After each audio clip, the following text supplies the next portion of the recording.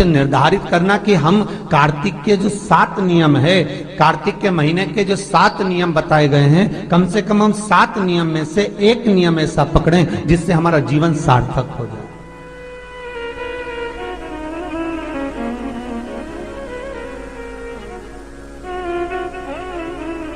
आप भले 7 नियम नहीं कर रहे कार्तिक के, भले एक नियम करो, पर वो नियम हमारा पूर्ण चलना चाहिए, उसकी नियम की पूर्णता पूर्ण होना चाहिए।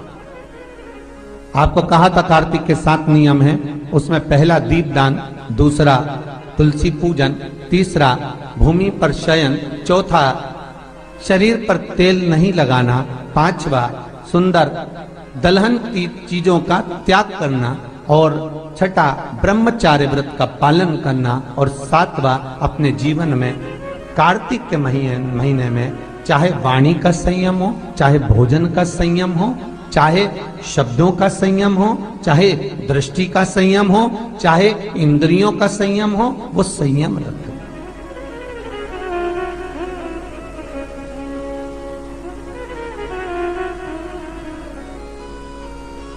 वो संयम धारण करना।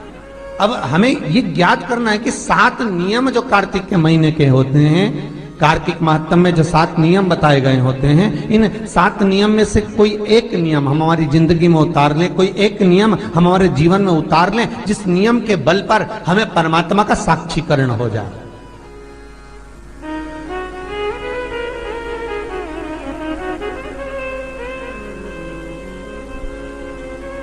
कोई एक नियम। अगर आप दीप दान कर रहे हो कार्तिक के महीने में, प्रतिदिन आपने 1 महीना तक दीप दान करा महाराज, तो ये भी आपका एक नियम है। 1 महीने तक आपने जो तुलसी में जल चढ़ाया, ये भी आपका नियम है। आपने अगर वाणी पर संयम रखा है, ये भी आपका नियम। महाराज एक बहुत सुंदर बात कार्तिक के माध्यम से लीजिएगा अपने जीवन में उतारने के लिए। कार्तिक के महीने का 7वां नियम याद रखना, संयम।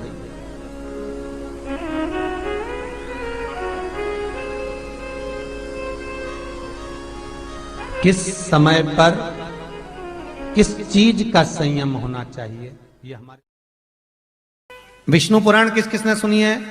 हाथ उठा।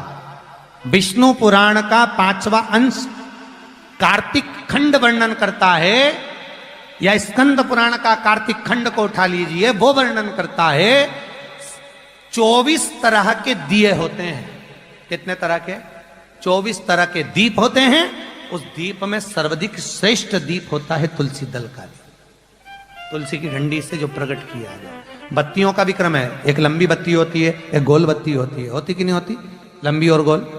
ये वाला स्पीकर बंद है, बार बार बंद हो रहा, बार बार चालू हो रहा, उसको देखिए जरा। बत्ती एक गोल होती है, एक लंबी होती है। गोल बत्ती और लंबी बत्ती में अंतर होता है, बहुत जमीन आसमान का अंतर है, बहुत ध्यान देना इसका।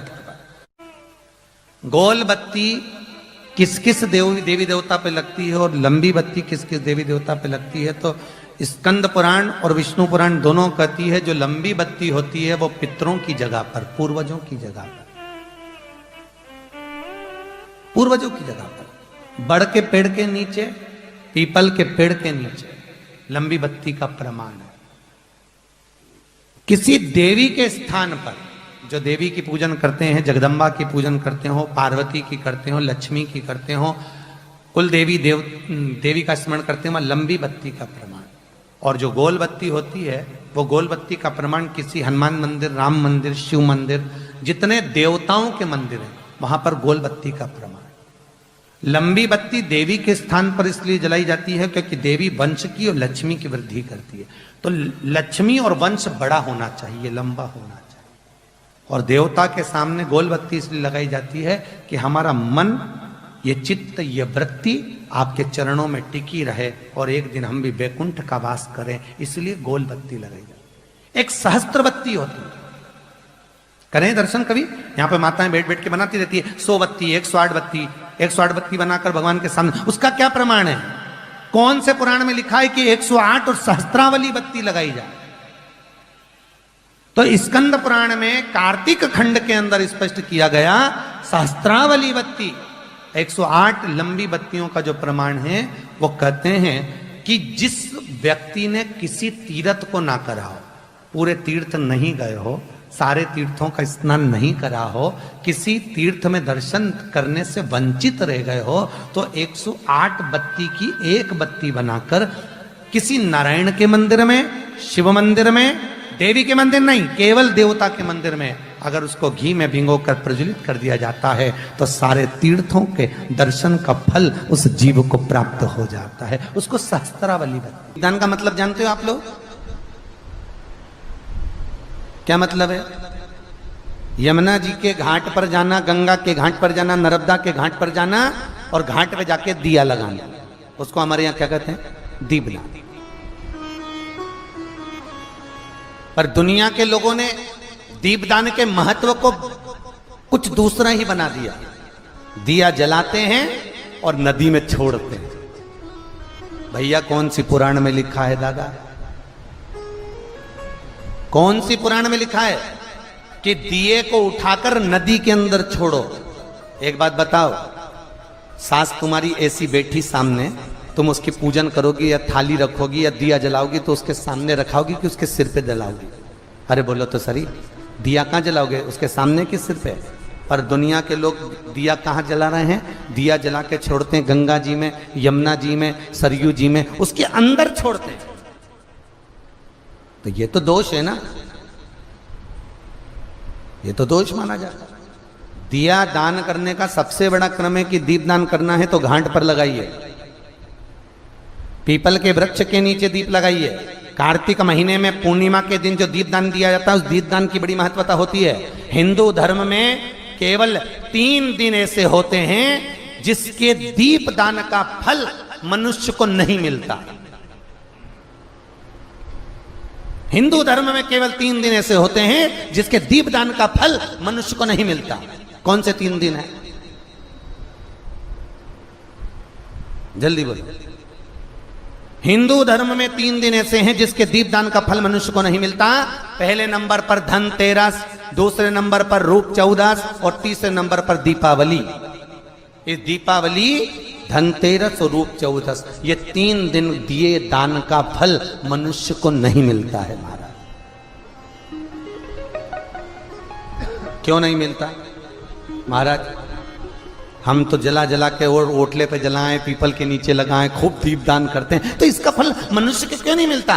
क्योंकि राजा बलि की भूमि को जब वामन भगवान ने 3 पग में नाप लिया था, राजा बलि सुतल लोक का राजा बना था, तो राजा बलि ने वामन भगवान से कहा था, प्रभु आपने 3 पग में मेरी पृथ्वी को नाप लिया, पर आपसे मांगना चाहता हूं तो केवल इतना दे दो कि 3 दिन जो पृथ्वी पर दीप दान करेंगे उसका फल मेरी किस्मत में, मेरे भाग्य में लिखा जाए। भगवान ने पूछा कौन कौन से? तो कहा एक धनतेरस, दूसरा रूप चौदस, तीसरा दीपावली। इतने में लक्ष्मी जी आके खड़ी हो गई। लक्ष्मी जी ने कहा राजा बलि से, भैया पृथ्वी के लोग सबसे ज्यादा पूजन तो उसी दिन करते हैं, उसी दिन दीपदान करते हैं। और लोग तो धनतेरस के दिन दिया लगाते हैं, रूप चौदस के दिन लगाते हैं, दीपावली के दिन लगाते हैं, और सारा पुण्य तेरे खाते में लिखा जाएगा, तो उनके खाते में क्या होगा? इतने में राजा बलि ने कहा, बहन लक्ष्मी चिंता मत कर, दीपावली के बाद में जो कार्तिक पूर्णिमा आएगी, उस कार्तिक पूर्णिमा के दिन जो किसी जलाशय के पास में जाकर, नदी, तालाब, कुंड, कुआं, किसी जलाशय के पास में जाकर अगर एक दिया लगा देंगे तो उसको 3 दिन का पुण्य फल 1000 गुना होकर प्राप्त हो जाएगा। 1000 गुना। इसलिए हमारे यहाँ पर दीपावली को तो केवल दीपावली कहते हैं, पर कार्तिक की पूर्णिमा को देव दीपावली कहते हैं। कौन सी दिवाली है? जम के बोलो जरा। देव दीपावली। दीपावली से बड़ी दीपावली होती है कार्तिक पूर्णिमा के दिन, क्योंकि तुमने ये 3 दिन जो दिया लगाया, इसका फल तुम्हें जब मिलता है जब तुम कार्तिक की पूर्णिमा के दिन किसी घाट पर, नदी के तट पर, तालाब के तट पर, सरोवर के तट पर जब दीपदान करते हो साहब, तब उसका पुण्य बढ़ जाता है।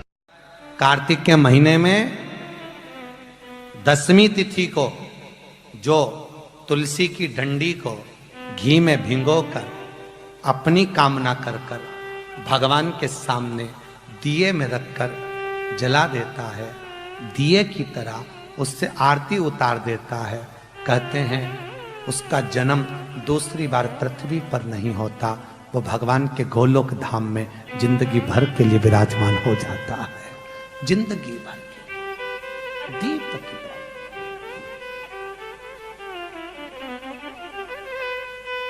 यहां तक कहेंगे हम,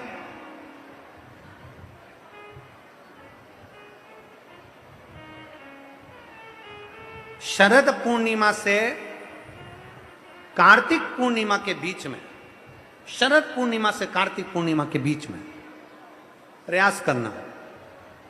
दुकान नहीं चल रही हो, व्यापार नहीं हो रहा हो, तकलीफें बहुत ज्यादा हो, घर में क्लेश जाता हो, अशांति ज्यादा हो, पैसे नहीं आ रहे हो, 1 रुपया कमा रहे 1.25 रुपये खर्च हो रहा है, बहुत टेंशन है, तो शरद पूर्णिमा से कार्तिक पूर्णिमा तक एक हल्दी और कुंकू, ये थोड़ा सा मंदिर में लेकर जाइए, हल्दी और कुंकू जरा जरा सा ले जाओ।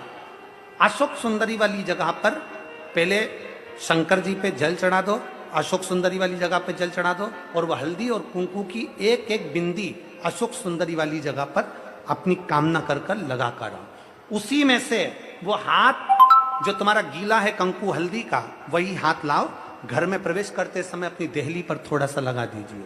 शरद पूर्णिमा से कार्तिक पूर्णिमा तक कर कर देखो, उसके बाद में फिर बताना कि मेरा देव अधिदेव महादेव ने तुम्हारी झोली भरी कि ना भरी, भंडार भरा कि नहीं। शरद पूर्णिमा से कार्तिक पूर्णिमा के भीतर 1 महीना, कार्तिक का महीना भगवान शंकर की अविरल भक्ति का महीना है। षडानंद कार्तिक का महीना, कार्तिक का महीना मतलब भगवान शंकर के पुत्र कार्तिकेय महाराज का महीना है। षडानंद कार्तिकेय ने क्या क्या मांगा था शंकर भगवान से, अपन सुनेंगे। वो